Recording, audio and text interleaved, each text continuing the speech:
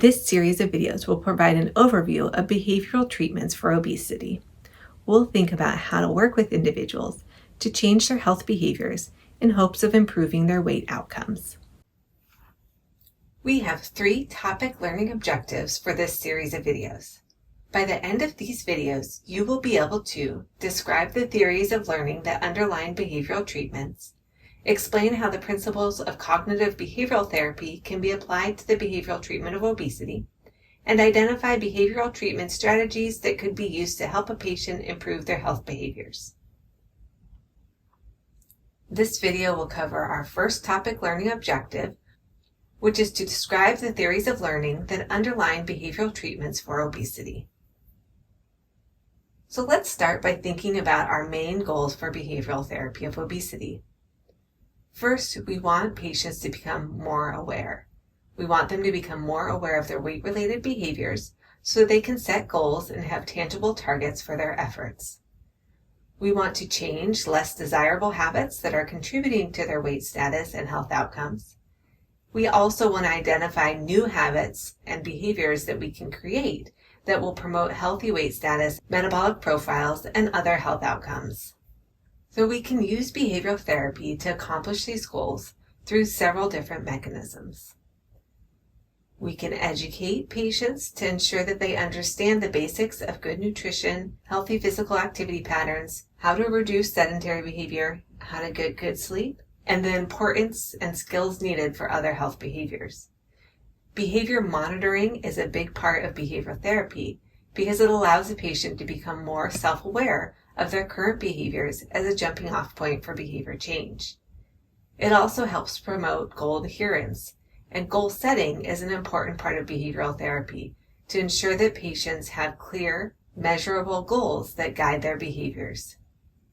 Behavioral therapy aims to teach new skills, in particular problem-solving skills, so that the patient can get the help they need from the interventionist at the time that they're working with them in behavioral therapy, but also so that the patient can continue to solve their own problems after the behavioral therapy ends.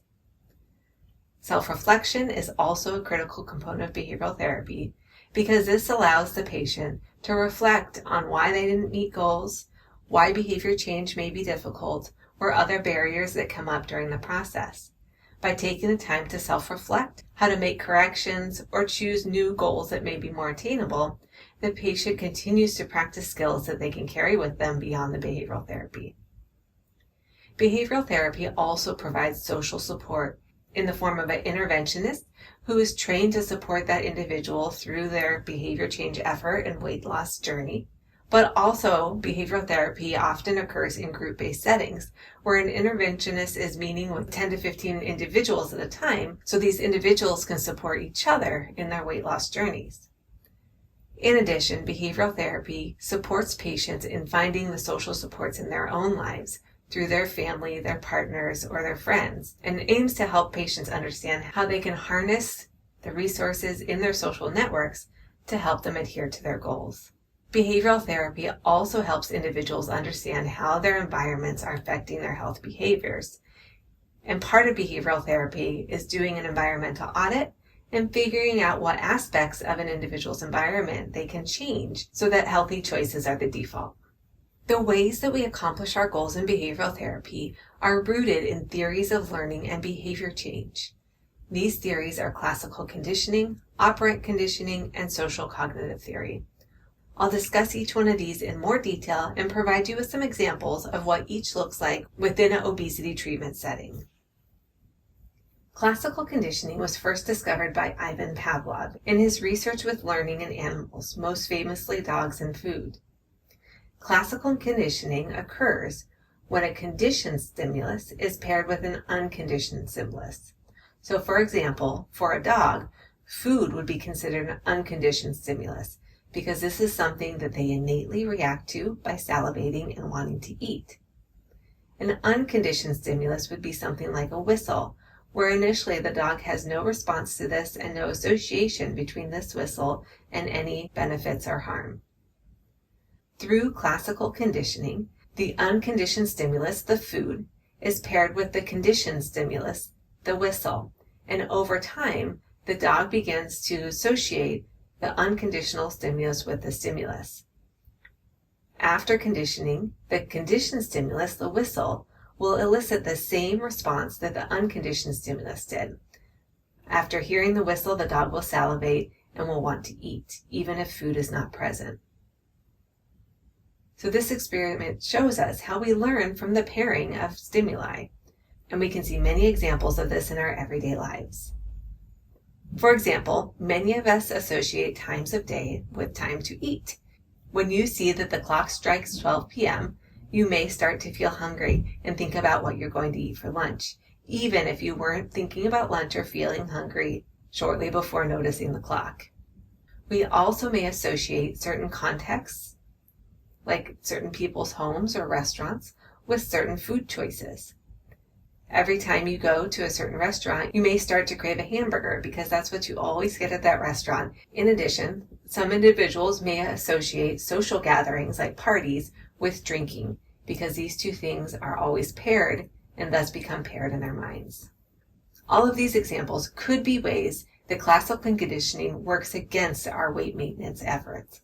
If we're eating because of the time of day and not because we're actually hungry, if we're ordering more energy-dense, larger portion foods because of where we're eating, or if we're associating certain social settings with eating and drinking more than we need to, then all of these may contribute to weight gain and obesity.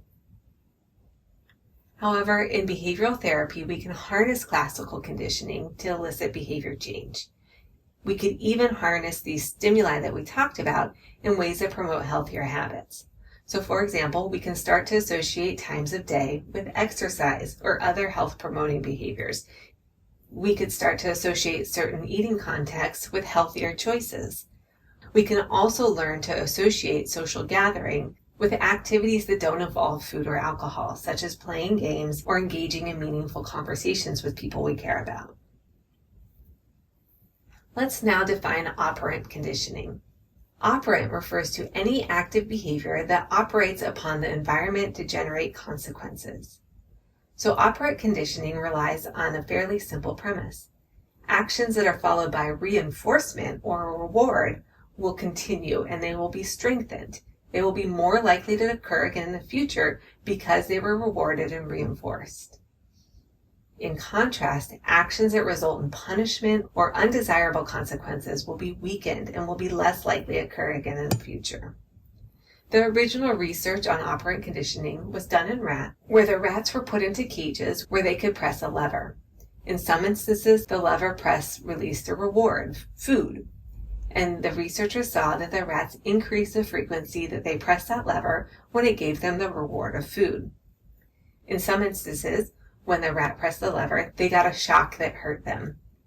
This quickly led to a reduction in lever pressing because the rat quickly learned that pressing the lever led to a punishment that they did not enjoy. However, we also see operant conditioning in everyday life and in humans. So we can think through some real-life examples of how we learn in this way. If an individual is on a diet plan and they are trying to manage their blood glucose levels and their weight, and they see that it works, that they actually lose weight and their blood glucose levels decline, that person is more likely to continue to stick to their healthy eating and exercise plan because it has been rewarded with progress and feelings of accomplishment. In contrast, if an individual goes to the gym and they feel like when they're there they're made fun of or bullied because of their body shape or size, the individual is probably less likely to continue going to that gym because they felt a punishment or a negative consequence when they went to that gym and tried to work out. One more example would be a student who stays up late and pulls an all-nighter to finish a paper or study for an exam. If that student then does really well on that paper exam and earns an A+, that reward of a good grade may reinforce that habit of staying up late, pulling all-nighters to meet the demands of school, even if this is detrimental to the individual's health.